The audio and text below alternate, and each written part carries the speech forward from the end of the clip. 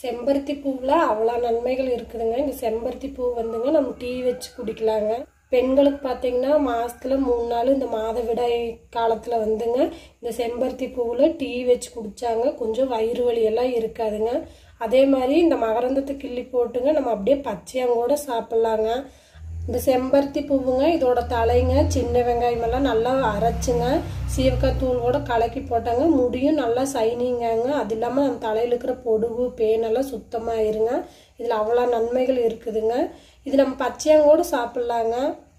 வித்தியாசமான சுவையில் செம்பருத்தி பூ அல்வா எப்படி செய்யுதுன்னு பார்க்கலாங்க. செம்பருத்தி பூவில் இருக்கிற மகரந்தத்தை கிள்ளிக்கலாங்க. இது மாதிரி எல்லாம் கிள்ளி எடுத்துடலாங்க. அதே மாதிரி பார்த்திங்கன்னா பின்னாடி சைடு காம்பு கிள்ளி எடுத்துக்கலாங்க. பாருங்கள்,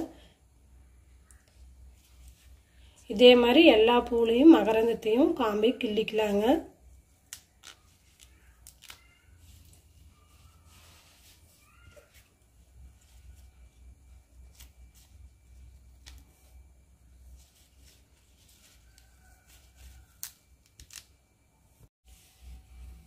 இங்கே பாருங்க, இதுலேருந்து மகரந்தத்தையும் காம்பையும் கிள்ளி எடுத்துட்டுங்க. இப்போ இதிலிருந்து சாறு எப்படி எடுக்கிறதுன்னு பார்க்கலாம் வாங்க. இந்த டம்ளர்லங்க 3 டம்ளர் பால் சேர்த்துக்கலாங்க.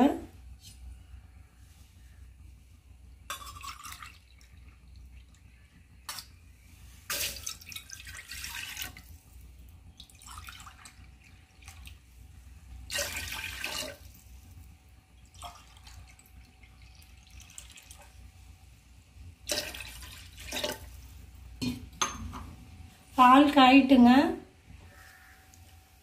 பால் காஞ்சிருச்சுங்க. இப்போ இதுக்குள்ள செம்பருத்தி பூ சேர்த்துக்கலாங்க.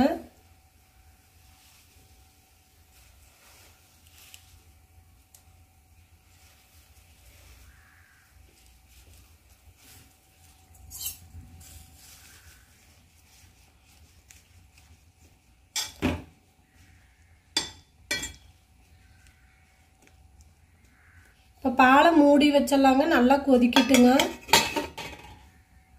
2 நிமிஷம் ஆயிடுச்சுங்க. மூடி திறந்துக்கிறேங்க. இங்கே பாருங்க, பூவில் இருந்த சாரெல்லாம் நல்லா பாலில் இறங்கிருச்சுங்க. பால் வந்து அப்படியே கத்திரிப்பூ கலராக மாறிடுச்சுங்க. இப்போ கேஸ் ஆஃப் பண்ணிக்கலாங்க. பாலை வந்து வடிச்சுக்கலாங்க.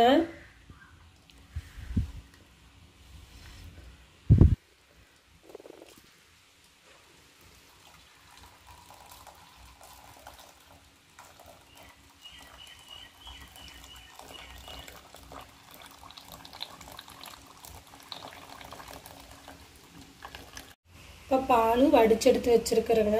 இப்போ வந்து அல்வாவுக்கு தகுந்த மாவு இதில் எப்படி கரைக்கணும்னு பார்க்கலாங்க. கார்ன்ஃப்ளவர் மாவு 2 ஸ்பூன் சேர்த்துக்கிறேங்க.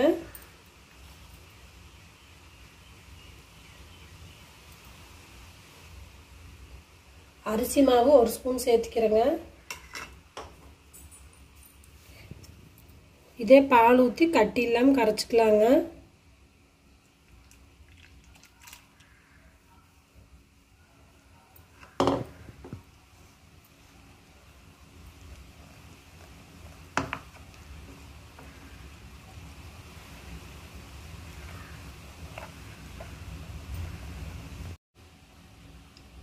இது மாதிரி மாவை கட்டி இல்லாமல் கரைச்சிக்கலாங்க.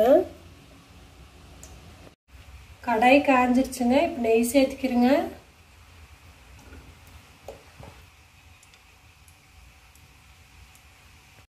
நெய் நல்லா உருகிருச்சுங்க. இப்போ முந்திரி திராட்சை போட்டு நல்லா வணக்கி விட்டு எடுத்துக்கிறேங்க.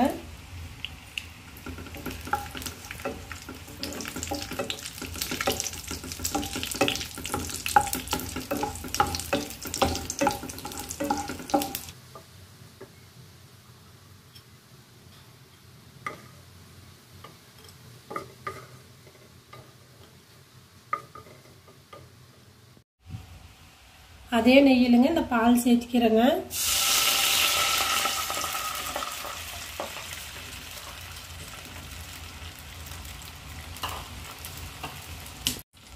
கூடவேங்க இந்த கரைச்சி வச்ச மாவையும் சேர்த்து நல்லா கை விடாமல் கலக்கலாங்க.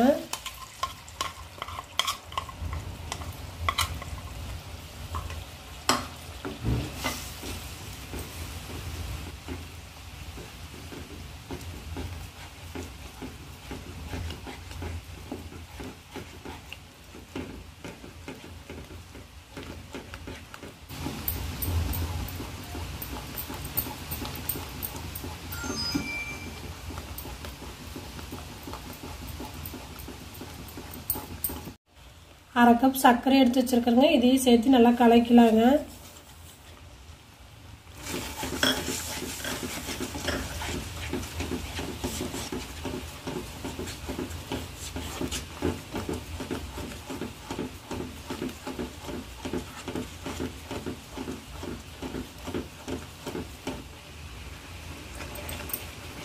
ஒரு ஸ்பூன் நெய் சேர்த்துக்கலாங்க.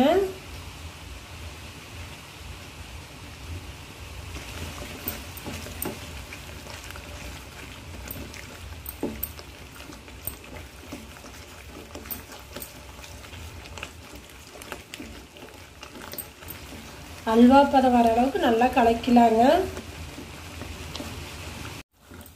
இன்னொரு 1/2 ஸ்பூன் நெய் சேர்த்துக்கிறேங்க.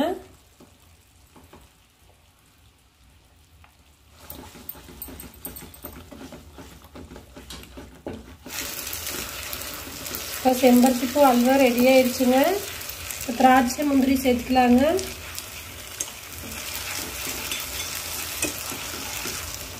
கூடவே பாதாம் பருப்பு சேர்த்துக்கிறேங்க.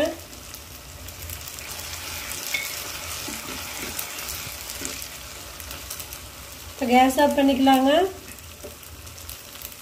ஆரோக்கியமான செம்பருத்தி பூ அல்வா ரெடி ஆயிடுச்சுங்க.